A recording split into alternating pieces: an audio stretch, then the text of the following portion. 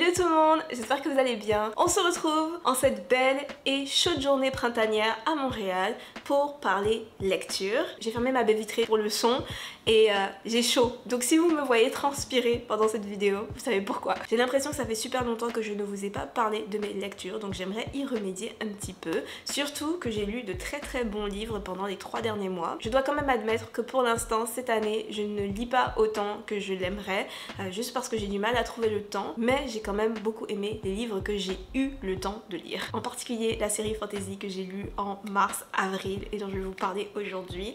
Une série que je suis sûre que la plupart d'entre vous connaissez déjà, mais faisons les choses en ordre, commençons par le commencement. Le premier livre que j'avais envie de vous présenter aujourd'hui est le roman La Sirène de Black Conch de Monique Roffi. Sorti sous le titre The Mermaid of Black Conch, ce roman a notamment été nominé pour le prix OCM Bocas pour la littérature caribéenne en 2021. La traduction française de ce roman a été réalisée par Gertie Denbury et est sortie aux éditions Mémoire d'Encrier en février 2023, si je ne me trompe pas. J'ai entendu parler de ce livre grâce à l'infolettre des libraires.ca et je reçois régulièrement des recommandations de livres et quand j'ai vu ce livre dans mon infolettre, j'ai su dès que j'ai lu les premières lignes du résumé qu'il fallait que je le lise. La Sirène de Black Conch est un roman fantastique écrit par une autrice anglo-trinidadienne qui prend place à Black Conch, qui est une île fictive située quelque part dans les petites Antilles. Dans l'histoire, un pêcheur du nom de David rencontre un jour une sirène alors qu'il est en train de se balader au bord de la mer et de chanter. David tombe immédiatement fou amoureux de cette sirène, il lui rend visite régulièrement pour lui chanter des chansons. Quelques mois après leur rencontre, toutefois, des pêcheurs américains capturent la sirène et décident de la garder parce qu'ils pensent qu'ils peuvent gagner beaucoup d'argent en exposant cette sirène. David entend parler de la capture de la sirène, il devient tout de suite fou d'inquiétude, il décide d'aller la libérer et il la ramène chez lui. Il se rend compte que la sirène est en train de perdre sa queue de poisson et de se transformer en femme. Alors La Sirène de Black Conch, c'est un roman plein de poésie, inspiré apparemment d'un mythe taïnos que je ne connaissais pas. Donc les taïnos qui sont l'un des premiers peuples des Antilles. C'est une histoire d'amour touchante entre un homme et une sirène qui est en réalité une femme qui a été maudite. C'est une histoire en fait rédigée avec une très belle plume. Il y a des passages du roman qui sont écrits sous forme de lettres, donc c'est des lettres écrites par David. Il y a d'autres passages du livre qui sont écrits sous forme de poèmes, les passages du point de vue de la sirène. Ça crée une structure intéressante qui ajoute au côté magique de l'histoire, au côté un petit peu féerique du roman. Donc il y a plein de choses que j'ai aimé dans ce roman, dont le cadre. J'aime le fait que ce roman se passe dans les petites Antilles, même si c'est sur une île fictive. J'ai aimé reconnaître la végétation, la faune, la flore. J'ai aussi beaucoup aimé en fait la relation entre les différents personnages de l'histoire. Donc le thème de cette histoire, c'est l'amour. Ce thème ressort à travers la relation de David et de la sirène qui s'appelle Aikaya, qui est une relation très tendre, très mignonne. J'aurais quand même aimé en voir un petit peu plus parce que je ne suis pas une très grande fan des amours instantanés, donc des histoires avec des coups de foudre. On ne sait pas trop qu'est-ce que David aime chez Aikaya et on ne sait pas trop qu'est-ce que Aikaya aime chez David, mais ça fonctionne quand même bien parce que le fait que David est prêt à tout pour protéger Aikaya, est prêt à tout abandonner en fait pour vivre avec elle, c'est quand même assez mignon. Le thème de l'amour ressort aussi d'une manière un petit peu plus nuancée dans la relation qu'il y a entre deux autres personnages de l'histoire. Life, un artiste, un jeune homme noir artiste, et une femme blanche surnommée Acadia. Acadia, elle a hérité de ses ancêtres d'un immense terrain et d'un immense manoir dans les hauteurs de Black Conch. Ses ancêtres n'étaient apparemment pas des esclavagistes, mais ils ont beaucoup bénéficié de l'esclavage. Life, quant à lui, c'est un jeune artiste de Black Conch qui est né sur les terres appartenant à Acadia, mais malgré le monde qui les sépare, Acadia et Life tombent follement amoureux dans leur jeunesse, sauf que quand Acadia tombe enceinte, Life fuit, il ne veut pas devenir son nègre de maison. Donc vous pouvez l'imaginer, la relation qu'il y a entre ces deux personnages est complexe mais aussi super intéressante. Acadia est un personnage très nuancé, elle aide David et Aikaya, la sirène, dans l'histoire à plusieurs reprises, donc c'est quand même une bonne personne, je dirais, dans l'histoire, sauf que le livre n'hésite pas à souligner plusieurs fois le fait qu'elle vit dans une richesse démesurée et immorale en fait par rapport au reste de la population de l'île. Une richesse dont elle a hérité mais qui a été gagnée avec l'esclavage. Donc que faire de cet héritage? C'est une question qui est posée dans l'histoire, c'est une question à laquelle Acadia doit répondre, c'est un peu la question qui représente son arc narratif dans l'histoire parce qu'elle doit répondre à cette question pour pouvoir avoir une relation saine et équilibrée avec Life. Donc La Sirène de Black Conch, comme je l'ai dit, c'est un roman plein de poésie, c'est aussi un roman bien rythmé avec une structure qui sort de l'ordinaire, donc le mélange de poésie, de prose, de journaux intimes, tout ça, ça crée en fait une ambiance intrigante qui a su en fait me faire rentrer dans l'histoire et me faire un petit peu oublier le reste du monde pendant ma lecture. Maintenant, le deuxième livre dont je voulais vous vous parler. C'est l'un d'entre vous qui me l'a recommandé et à plusieurs reprises d'ailleurs. Donc je m'excuse d'avoir pris tout ça de temps à lire ce livre, mais je l'ai enfin lu. Je l'ai beaucoup aimé. Vraiment, encore une fois, merci pour cette recommandation. Et ce livre, c'est Blood Scion de Deborah Fadai. Donc Blood Scion ou Blood Sion, c'est un roman d'afro-fantasy jeune adulte. C'est le premier tome d'une duologie éponyme. Mais avant de vous dire ce que j'en ai pensé, d'abord, je dois vous parler des couvertures. La couverture du tome 1, mais aussi la couverture du tome 2, parce qu'elles sont juste magnifiques. J'adore les couleurs, j'adore le style d'illustration. Je ne sais pas qui les a faites, mais franchement, waouh, bravo. Je mettrai, si je le trouve, le nom de l'illustrateur ou de l'illustratrice ou des illustrateurs et des illustratrices sur l'écran parce que c'est super beau. Maintenant, concernant le roman lui-même, comme je l'ai dit, Blood Scion, c'est le premier tome d'une duologie éponyme qui se déroule finalement dans un univers fictif appelé Nagea et qui raconte l'histoire de Sloane, une adolescente de 15 ans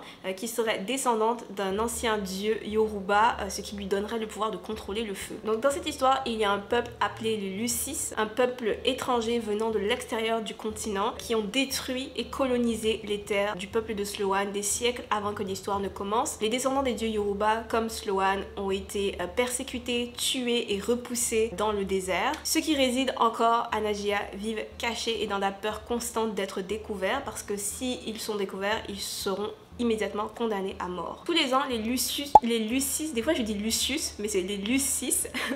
Tous les ans, les Lucis envahissent les villages pauvres de Nagea pour enrôler de force plusieurs enfants de 15 ans et plus. Sloane, le jour même de son anniversaire, donc le jour où elle a atteint l'âge de 15 ans, elle apprend qu'elle a été choisie pour rejoindre l'armée des Lucis, cette même armée qui essaye d'éradiquer son peuple. Sloane est donc forcée de devenir une enfant soldat et elle va subir un entraînement très dur dans l'école militaire des Lucis. Je dirais que Blood Scion se trouve un petit peu à la croisée de Sang et de Rage de Tomie Adeyemi et de Hunger Games de Suzanne Collins. En tout cas, c'est le sentiment que j'ai eu quand j'ai lu l'histoire. Le système magique, donc le fait que Sloane a de la magie grâce à une connexion à un dieu, ça m'a beaucoup fait penser au système magique de Sang et de Rage. Et le fait que les enfants soient enrôlés de force dans une armée, ça m'a beaucoup fait penser à l'enrôlement de force des enfants dans Hunger Games. J'ai vu aussi plusieurs reviews de gens disant que les thèmes abordés dans cette série font beaucoup penser aux thèmes qui sont abordés dans la série des Immortels de Namina Forna. N'ayant pas encore lu cette série, oui je sais, je devrais vraiment la lire, mais n'ayant pas encore lu cette série, je ne peux pas vraiment me prononcer sur le sujet,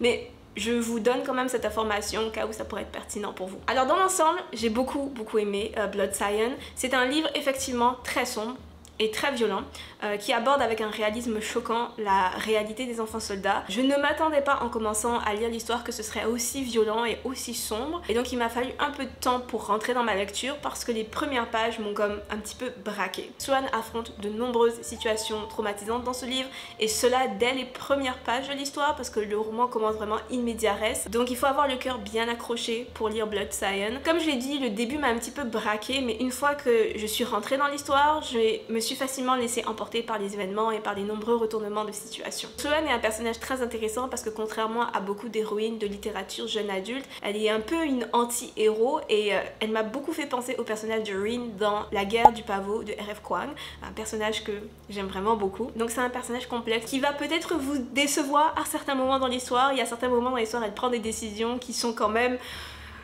moralement décevante, mais tout à fait compréhensible compte tenu du monde dans lequel elle se trouve. J'ai beaucoup aimé le développement de l'intrigue qui a su me surprendre à plusieurs reprises, et le monde lui-même, je l'ai beaucoup aimé parce qu'il sort de l'ordinaire. On est dans de la fantasy avec de la magie inspirée des mythes Yoruba, mais en même temps la technologie est la même que dans notre monde. Donc l'armée des Lucis, ils utilisent des armes à feu, ils utilisent des avions et d'autres engins volants, ce qui est assez rare dans de la fantasy je dirais, parce que souvent dans les romans de fantasy, la technologie date d'une époque très antérieure à la nôtre. Maintenant il y a quelques points que j'ai un petit peu moins appréciés dans Blood Scion. Premièrement, je pense que l'armée des Lucis ne fonctionne pas du tout. Dès qu'on y réfléchit 2 secondes, on se rend assez vite compte qu'une telle armée ne pourrait juste pas fonctionner. Une armée uniquement constituée d'enfants soldats, une armée où tous les enfants soldats sont recrutés de force dans des villages qui sont persécutés par cette même armée. Logistiquement et stratégiquement, je suis pas sûre que ça ait beaucoup de sens parce que ces enfants n'ont aucune fidélité envers cette armée. J'ai aussi beaucoup de questions par rapport aux plus hauts gradés dans l'armée qui sont tous des Lucis. Je me demande comment ils ont été formés. Est-ce qu'ils ont été formés avec les autres enfants? Il est sous-entendu que oui, mais on ne voit pas d'enfants Lucis avec les autres enfants de l'histoire. Je ne suis pas sûre de comment ça fonctionne. J'ai beaucoup de questions. Donc c'est plein de petites choses comme ça qui ont un peu brisé mon immersion pendant ma lecture, malheureusement. La deuxième chose que j'ai moins aimé dans l'histoire, c'est finalement le style d'écriture et les choix narratifs. L'histoire est écrite à la première personne, du point de vue de Sloane, et c'est définitivement un roman jeune adulte. Mais pendant ma lecture, j'ai pas pu m'empêcher de penser que cette histoire aurait sans doute mieux fonctionné à la troisième personne et dans la catégorie adulte. Donc c'est assez difficile de s'attacher au personnage de Sloane parce que finalement, elle ne fait que réagir à des situations traumatisantes. C'est difficile de vraiment connaître ce personnage, et comme on a juste une première personne, c'est difficile de s'attacher au personnage que Sloane rencontre parce qu'on est si distant par rapport à Sloane. Maintenant, en ce qui concerne la partie jeune adulte, avec la violence qu'il y a dans l'histoire, le thème de l'histoire aussi, je pense juste que cette histoire aurait mieux fonctionné dans la catégorie adulte. Il y a plusieurs éléments dans l'histoire, des éléments jeunes adultes qui semblent en fait faire un peu tâche dans l'ambiance générale de l'histoire. Mais bon, comme j'ai dit, c'est du chipotage. Si on omet ces deux trucs, j'ai vraiment beaucoup aimé Blood Scion. C'est une très bonne histoire avec de très beaux retournements de situation. Je le répète, j'ai été très surprise par la fin de l'histoire. Je pense que cette histoire va vous plaire si vous aimez De sang et de rage par exemple et cherchez une histoire similaire. Maintenant, parlons de la série de livres qui a littéralement pris le contrôle de ma vie au cours des 2-3 derniers mois. J'ai tellement aimé cette série que j'ai même filmé une vidéo juste sur cette série. J'ai finalement mis cette vidéo à la corbeille parce que c'était juste moi qui fangirlisais pendant 15 minutes et personne n'a envie de voir ça. Après avoir regardé la vidéo, je me suis dit, ça intéresse qui en fait?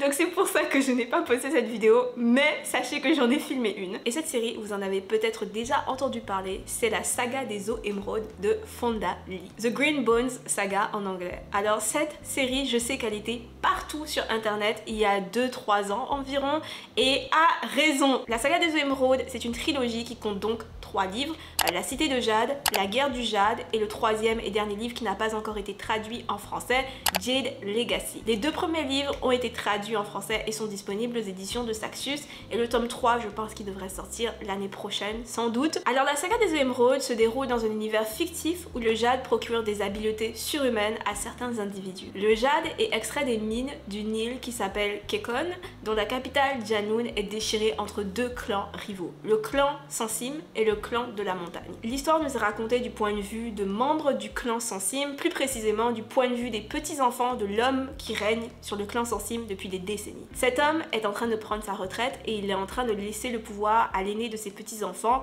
un jeune homme appelé Lan. En même temps, la tension monte entre le clan de la montagne et le clan Sansim parce que le clan de la montagne a décidé de profiter de ce changement à la tête du clan Sansim pour causer le chaos et empiéter sur leur territoire. Entre intrigues politiques, jeux de pouvoir et d'argent, la trilogie de Fonda Lee nous fait vraiment entrer dans un monde fascinant à la croisée des films de mafieux comme Le Parrain et des séries fantasy chinoises wuxia. Alors l'univers créé par Fonda Lee est hyper intéressante. Elle a su mettre en place un monde où le système économique et politique sont super bien pensés et travaillés. On voit qu'elle y a passé du temps, c'est super bien développé, super bien détaillé et c'est juste fascinant à lire en fait et à explorer en tant que lecteur. Les clans sont vraiment des mafias organisées qui contrôlent en fait toutes les strates du gouvernement de l'île de Kekon, même si c'est un secret de polichinelle. Et la série passe beaucoup de temps à nous parler de création d'entreprise, d'expansion d'entreprise, d'économie, de lobbying. Ça c'est quelque chose, je sais ça va pas plaire à tout le monde, mais moi perso j'ai adoré. Le système magique est lui aussi super intéressant parce qu'il est basé sur l'extraction d'une ressource, du jade. La magie du jade a un coût sévère puisqu'elle peut mener à la folie voire au suicide. Ce qui est aussi intéressant avec le jade, c'est que c'est une ressource appartenant à un territoire précis. Donc c'est une ressource qui fait partie intégrante de la culture des habitants de ce territoire. Sauf que c'est une ressource qui est désirée par les pays étrangers puisqu'elle donne des pouvoirs magiques. Donc le jade dans cette histoire est responsable de beaucoup de problèmes politiques, économiques, sociaux. Et finalement ce que j'ai aimé dans la saga des eaux émeraudes, c'est le fait que oui, le système magique est intéressant, mais ce n'est pas son utilisation qui est importante, c'est tout ce qu'il y a autour. Donc la culture, les utilisateurs, les lois, c'est vraiment tout ce qui tourne autour de l'utilisation de cette magie qui compte et qui est important. Maintenant, le monde de Fonda Lee est intéressant, le système magique est cool, mais les personnages... Ce sont vraiment les personnages qui font cette saga. L'histoire est écrite à la 3e personne omnisciente, mais chaque chapitre va se concentrer sur un personnage en particulier. Donc on apprend à vraiment bien connaître le personnage de Lan, son frère Hilo, leur sœur Shay et leur cousin Anden, qui sont les personnages principaux de la saga. Et quand je vous dis que j'ai tellement aimé ces personnages sont devenus réels pour moi. C'était un peu comme quand j'ai lu l'Assassin Royal. L'Assassin Royal, les personnages d'Assassin Royal, donc Fids, le fou, Pour moi, ce sont mes amis. Ils sont vraiment devenus des personnes dans mon esprit. Et quand j'ai lu les eaux émeraudes, c'était exactement ça. Tous ces personnages sont hyper complexes. Ils ont tous des qualités qui peuvent devenir des défauts. Je les qualifierais presque tous d'anti-héros. En particulier le personnage de Hilo, qui est le personnage le plus important de la série. Hilo, c'est un personnage qui est détestable. Je sais que beaucoup de gens qui ont lu la série adorent ce personnage. Personnellement, pas du tout. Je suis incapable d'aimer un personnage qui commet de telles actions, mais il est très bien écrit. Je dirais que la seule chose que j'ai moins aimé dans cette série, c'est le style d'écriture qui est très bavard. On nous dit souvent des choses qu'on n'a vraiment pas besoin de savoir et on nous répète aussi souvent les mêmes informations. Il m'a fallu beaucoup de temps pour vraiment rentrer dans le tome 1 à cause de cette lenteur et de ces nombreux infodumps. Mais dès que je suis rentrée dans l'histoire, c'était fini pour moi. Cette série m'a aussi permis d'apprendre plein de choses sur l'écriture et le développement des personnages et j'en reparlerai. Mais ouais, cette histoire, vraiment bien. Donc je vous recommande cette série si vous aimez les littératures de l'imaginaire, d'autant plus si vous aimez les films de mafia comme moi et si vous aimez des séries wuxia. Voilà, j'ai fait le tour des livres dont je voulais vous parler. J'espère que cette vidéo vous aura plu. Si c'est le cas, pensez à la liker. N'hésitez pas à me parler de vos dernières lectures dans les commentaires de cette vidéo ou même à me faire des recommandations. Ça me fait toujours très plaisir, même si parfois je peux mettre du temps à lire ces recommandations. Merci d'avoir regardé. On se retrouve la semaine prochaine, même jour, même heure. Portez-vous bien tout le monde et à bientôt. Bye!